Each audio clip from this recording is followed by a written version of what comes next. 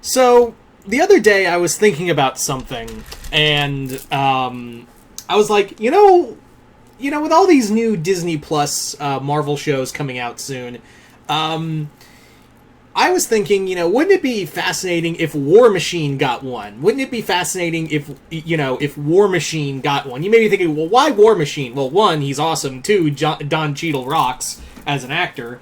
And three, there is one story, because they've been saying for a lot of this that the MCU Disney Plus shows are only going to be like one and done miniseries. So there is one thing you can do with War Machine that you didn't do with the past 3 Iron Man movies, and it's depressing that it didn't happen. But now you not only get to have a chance if you do this, you not only get a chance to, make this show and make this story arc, but also you get to expand on it far more than you did a movie. And what am I referencing? I am referencing none other than Armor Wars. Now, Armor Wars is probably one of the first Iron Man story arcs you think of when you think Iron Man. Like, if I threw Iron Man, Iron Man comics, go, you're either going to say Armor Wars or Demon in a Bottle. Those are the two that are going to come up. Or some superfluous other one, whatever. But those are the big two that usually come up. Demon in a Bottle and Armor Wars. And we did kind of do Demon in a Bottle with 2, not really, but still. So in here, but we never did Armor Wars. And I think that was kind of a disservice. But now, I think you could actually play with it and even do more with it. So how would you do a War Machine Armor Wars story? So it's actually kind of easy, because a lot of the elements are there. A lot of the elements are out there in the MCU. First off, Tony's gone, but his tech is still out there. Hell, we've seen his tech stolen and reverse engineered by multiple villains. So you could literally have that again. Someone has taken his armor and is now giving it out to multiple villains. And who could be behind this? None other than Justin Hammer. Yeah, Justin Hammer from Iron Man 2. You could just get Sam Rockwell to come back and say that, yeah, he's either still in prison or got out of prison and took what was left of Stark Industries during the 5-year gap and rebuilt Hammer Industries. Or just call it Hammer. A reference to Dark Reign Hammer. And he's also gotten, hands on some of the Iron Man tech and has been giving it to multiple people on the black market for them to retrofit and transform into. So Rhodey, who is still kind of living with the loss of his best friend, is now like, no one can have this armor. It's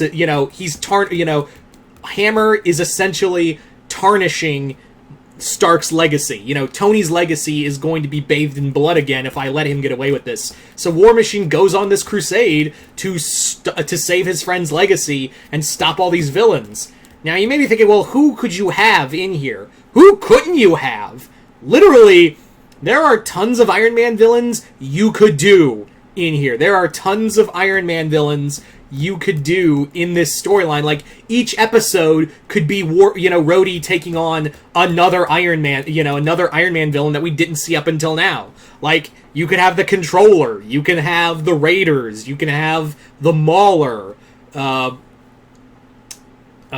you could even do Beetle, essentially. Yeah, Beetle was in here, even though he's technically a Spider-Man villain, but still, he showed up in in Armor War, so it would stand to reason that you could easily do, that character again as an Iron Man villain.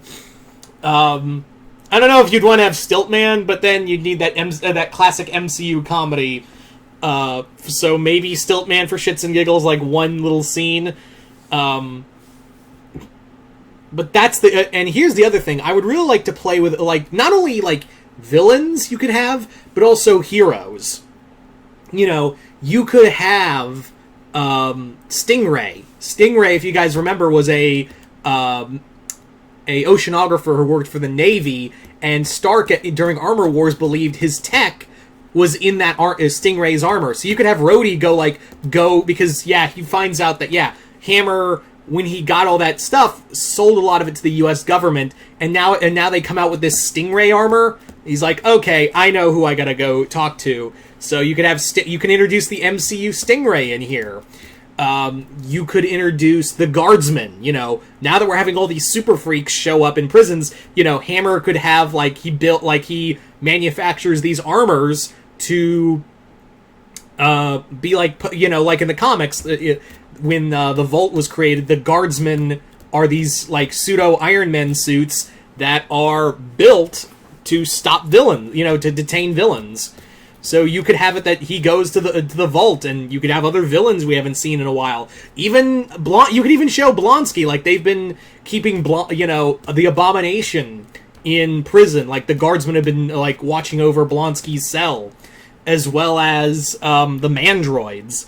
The Mandroids are like they're basically mini Hulkbusters and work for SHIELD. So Rhodey, who's going on this crusade, is taking on the U.S. government, and he knows, like, it's a he already knows I'm fucked. Because, one, I probably got, my court-martial from what happened in Infinity War, but that doesn't matter, and they were, like, I would even have, like, that whole thing with Ross was, like, we gave you amnesty because, the snap happened, and 5 years later, we're like, alright, whatever, but don't do it again. The U.S. government was like, don't do it again. So now Rhodey's in this compromised position. He's in this compromised position where he's like, Tony's tech is being used by one of the worst people out there, and he's selling it off to these different people, and even the U.S. government knows about it, and they're still allowing it. Something very real. So, and SHIELD knows about it, and they're using the Mandroids. So, Rhodey is even left in a more compromised position than Tony was in the comics, because Rhodey is part of the military.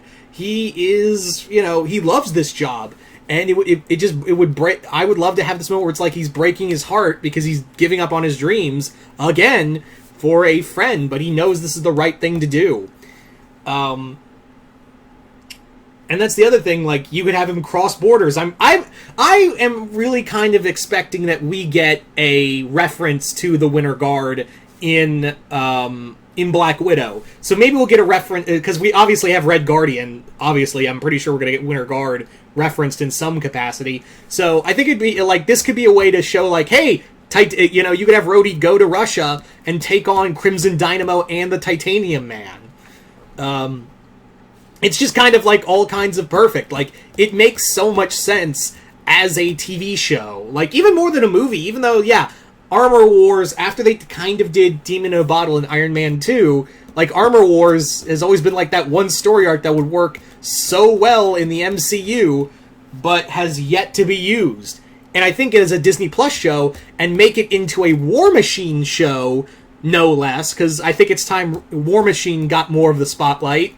So I think having, making it about Rhodey post Iron Man and him, you'd even have Happy there. Like, Happy is now working with him to handle this problem. I don't know if you could get Gwyneth Paltrow back because she said she's done, but money talks. That's all I'm gonna say. Money talks. So that's another like major thing you have to take into, is that money, money talks. That's all I'm going to say on that matter.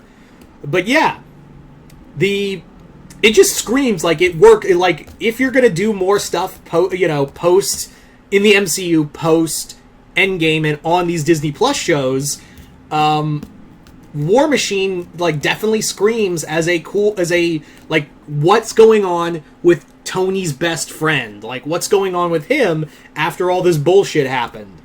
So yeah, but you guys tell me in the comments below, what do you guys think of the idea of a War Machine Disney Plus show as an adaptation of Armor Wars? Do you guys like the idea? Do you guys hate the idea? And what characters would you like to see in an MCU Armor Wars story? Just comment below, let me know. And once again, I'm Mr. Multiverse. I'll see you next time in the Multiverse.